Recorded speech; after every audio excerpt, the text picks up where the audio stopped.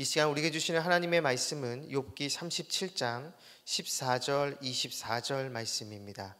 거룩하신 하나님의 말씀입니다. 욥이여, 이것을 듣고 가만히 서서 하나님의 오묘한 일을 깨달으라. 그러므로 사람들은 그를 경외하고 그는 스스로 지혜롭다 하는 모든 자를 무시하시느니라. 아멘. 오늘 보면 24절에 나오는 그는 스스로 지혜롭다 하는 모든 자를 무시하시느니라를 오늘 말씀의 제목으로 삼습니다. 이 말씀이 저와 여러분의 삶으로 고백되기를 간절히 축복합니다. 양비론이라는 말이 있습니다. 서로 대립하는 양쪽 주장이나 태도를 모두 그르다고 하는 입장입니다. 욥과 세 친구의 대화가 끝나고 욥기 32장부터 오늘 우리가 보고 있는 욥기 37장까지 엘리후라는 사람이 등장해서 굉장히 많은 말을 합니다.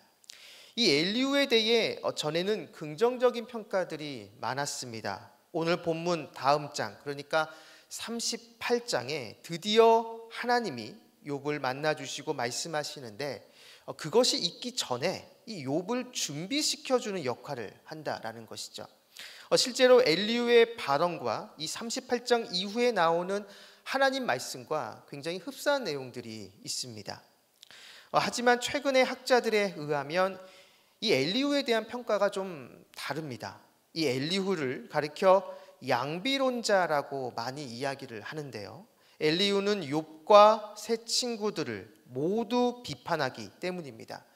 욥에게는 욥이 하나님보다 자기가 더 의롭다라고 했다라고 비판하고, 이 세 친구들에게는 욥의 말에 제대로 답하지 못하면서 욥을 정죄한다라고 비판합니다. 엘리후가 욥을 비판하는 내용, 즉 욥 자신이 하나님보다 더 의롭다고 말했다는 것을 비판하는데, 사실 앞에서 욥이 한 말 중에서 욥 스스로 자신이 하나님보다 더 의롭다라고 말한 적은 없습니다. 욥 자신의 죄 없음을 항변하며 자신이 의롭다라고 말한 적은 있지만 자신이 하나님보다 더 의롭다라고 말한 적은 없습니다. 엘리후가 욥의 발언을 과장 해석한 것이죠. 그리고 엘리후는 이 세 친구들이 욥의 말에 잘 답하지 못하는 것에 대해서 비판합니다. 그런데 이 배후에는 엘리후 역시 이 세 친구들이 가지고 있는 사상을 공유하는 것을 전제합니다. 실제로 32장부터 엘리후의 말을 보면 그는 인과응보에 관한 사상을 간직하고 그것으로 이 세상을 파악합니다. 그렇기에 욥이 자신이 무죄하다라고 하는 그 주장을 받아들일 수 없었고, 이러한 주장은 결국 욥 스스로 하나님보다 더 의롭다라고 주장했다라고 볼 수밖에 없었던 것이죠. 그러면서 독특하게 엘리후는 이 세 친구와 의견을 달리하는 것이 있는데, 그것은 욥이 하나님의 뜻을 인간이 다 알 수 없다라는 그것을 그대로 받아들이면서 티끌에 불과한 인간은 하나님의 뜻을 알 수 없다라고 말합니다. 욥의 의견에 동조하고 있는 것이죠. 그러니까 엘리후는 겉으로는 양비론, 즉 욥과 세 친구들을 비판하면서 동시에 양쪽 의견 모두가 맞다고 말하는 모순적인 태도를 취하고 있습니다. 즉 하나님은 파악 가능한 초월자라는 것이죠. 여러분, 이 말이 이해가 되십니까? 초월자라는 말에는 인간이 헤아릴 수 없는 존재다라는 것을 전제합니다. 그런데 그분을 초월자라고 말하면서 파악할 수 있다라고 말하는 것이죠. 앞뒤가 맞지 않는 태도인 것입니다. 이러한 태도가 36장, 37장의 절정에 달하는데요. 이 두 장에 나오는 엘리후의 발언의 패턴을 잘 보시면, 먼저 그는 하나님의 초월성과 인간의 이해 불가능성에 대해서 이야기를 합니다. 그리고 난 다음에 자신이 알고 있는 자연 현상의 운행 원리를 말합니다. 그러니까 풀어 말하면 인간은 하나님을 알 수 없다와 하나님은 이렇게 운행하신다를 연이어 배치하고 있는 것이죠. 대표적인 것이 욥기 37장 5절과 6절 말씀입니다. 5절을 보시면 하나님은 놀라운 음성을 내시며 우리가 헤아릴 수 없는 큰 일을 행하신다라고 언급한 다음에 바로 이어지는 6절부터 그 헤아릴 수 없는 눈과 비와 구름과 번개의 운행에 대해서 말합니다. 헤아릴 수 없는 큰 일을 엘리후 자신은 다 알고 있다는 듯이 지금 설명하고 있는 것이죠. 이러한 엘리후의 모순적인 모습을 잘 보여주는 또 다른 본문이 바로 오늘 본문 말씀 37장 14절 말씀입니다. 욥이여 이것을 듣고 가만히 서서 하나님의 오묘한 일을 깨달으라. 여기에 나오는 오묘한 일에 해당하는 히브리어 단어가 니플라웃이라는 단어입니다. 이것은 인간의 이해를 초월하는 것을 가리킵니다. 그런데 엘리후는 이것을 욥에게 깨달으라라고 요구하고 있습니다. 그 초월적인 신비를 엘리후 자신은 다 알고 있으니 욥에게도 그것을 깨달으라고 지금 요구하고 있는 것이죠. 재미있는 것은 이러한 엘리후의 질문 형식은 바로 다음 장, 이 38장에 나오는 하나님의 질문과 굉장히 비슷하다라는 것입니다. 하나님도 인간이 알 수 없는 일들에 대해서 말씀하시고 욥에게 이것을 아느냐라고 질문하십니다.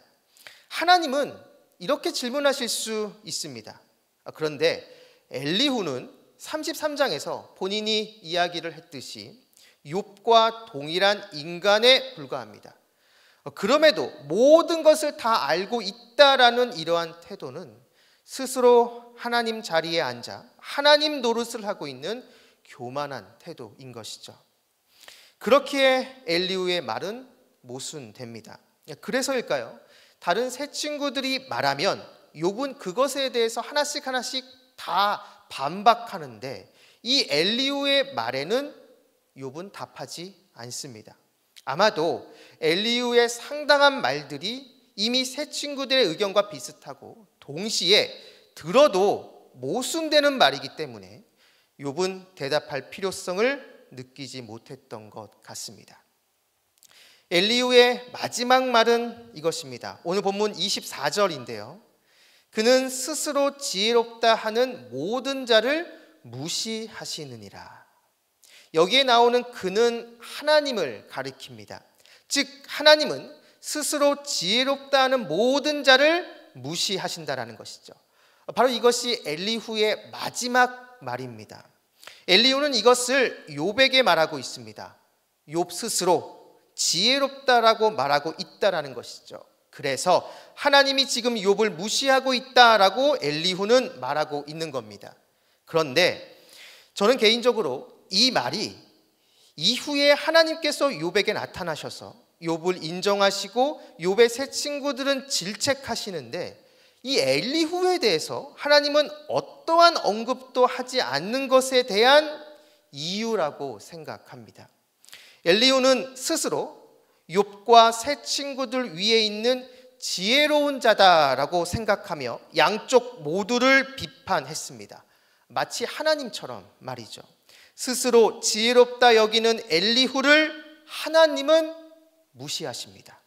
그의 마지막 말이 엘리후 자신에게 실현된 것이죠. 사랑하는 말씀상 공동체 성락성결교회 성도 여러분, 엘리후는 욥기 32장부터 37장까지 정말 많은 이야기를 했습니다. 그는 욥과 세 친구들 모두를 비판하며 마치 자신만이 옳다라고 그렇게 이야기를 했지만 그의 말 속에는 깊은 모순이 있습니다. 하나님의 초월성을 말하면서도 자신은 그 뜻을 다 알고 있다라고 이야기를 하고 인간은 하나님의 뜻을 알 수 없다라고 말하면서 욥에게는 바로 그것을 깨달으라고 요구합니다. 결국 그는 자신도 모르게 하나님 자리에 올라 있었던 것이죠. 그의 마지막 말, 스스로 지혜롭다 하는 자를 하나님은 무시하시느니라. 이 말이 엘리후 자신에게 이루어졌습니다. 이 이후에 등장하는 하나님은 엘리후를 향해 어떠한 말씀도 하지 않습니다.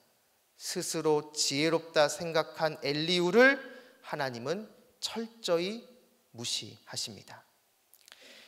말이 많다고 지혜로운 것이 아닙니다. 모든 것을 다 안다고, 그렇게 아는 척 한다고 하나님과 가까운 것도 아닙니다. 오히려 하나님 앞에서 겸손히 침묵하며 자신의 자리를 지키는 자가 정말 지혜로운 사람인 것이죠. 우리도 엘리후처럼 스스로 지혜롭다 여겨 하나님 자리를 넘보는 어리석음을 범해서는 안 됩니다. 참된 지혜는 말에 있지 않고 하나님을 경외하는 마음에 있기 때문입니다. 바라기는 이곳에 계신 여러분 모두가 오늘 이 말씀을 기억하시면서 많은 말을 하기보다 하나님 말씀을 경청하며 하나님을 경외함으로 주님으로부터 지혜롭다 인정받는 저와 여러분 우리 모두가 되기를 주님의 이름으로 축원합니다. 기도하겠습니다. 우리의 모든 것 되시는 아버지 하나님, 오늘도 우리에게 말씀을 주시고 이 말씀을 붙잡고 기도하게 해주심을 진심으로 감사드립니다. 하나님, 많은 말을 하기보다 먼저 주님의 말씀을 듣게 해주시고 그 말씀에 순종하는 자가 되게 하여 주옵소서. 하나님의 뜻을 다 알 수 없다는 것을 기억하며 더 겸손하게 주님 앞에 나아가게 하여 주시고 언제나 항상 주님을 경외하는 저희들이 되게 하여 주옵소서. 바로 그러한 모습으로 하루하루 살아가며 주님으로부터 지혜롭다 인정받는 우리 모든 성도님들이 되게 하여 주옵소서. 오늘 하루의 첫 시작입니다. 오늘 하루 동안 우리 모든 성도님들과 함께 하여 주셔서 길의 위험과 사람의 위험과 여러 환경의 위험에서 우리를 지켜주시고 무엇보다 우리 마음속에 우리를 끊임없이 유혹하는 음란과 거짓과 교만과 시기와 탐욕의 유혹에서 우리를 건져 주옵소서. 감사드리며 예수님의 이름으로 기도드립니다. 아멘. 공동 기도문입니다. 지금 들은 말씀이 내 삶으로 이어지게 하옵소서. 동네 세매줄 성경 말씀 묵상과 순장님들을 통해 각 동네마다 믿음의 기초가 굳건히 세워지게 하옵소서. 담임 목사님의 미국 동네 세매줄 성경 세미나를 축복하시고 모든 시간에 큰 은혜를 주옵소서. 동네 플러스 20 결실에 많은 사람들이 전도되어 우리 교회로 오게 하옵소서. 신장 이식 수술을 받고 내일 돌아가는 프리냐마와 어머니 민부아바가 니제리에 잘 도착하고 현지에서도 계속 건강하게 하옵소서. 이 나라가 하나님의 공의와 은혜 아래 정치, 경제, 사회가 안정되고 대통령과 모든 지도자들이 국정을 지혜롭게 운행하게 하옵소서. 육체와 마음의 질병으로 고통 중에 있는 지체들에게 하나님의 치유와 회복의 손길이 임하게 하옵소서. 이 시간 함께 나누는 공동 기도문과 각자 가지고 나온 개인의 기도 제목을 놓고 기도하신 후에 삶의 자리로 나아가도록 하겠습니다. 기도하시겠습니다. 참 좋으신 아버지 하나님 감사합니다. 오늘도 우리에게 말씀을 주시고 이 말씀을 붙잡고 기도하게 해주신 것을 심으로 감사드립니다. 하나님, 아버지 하나님 많은 말을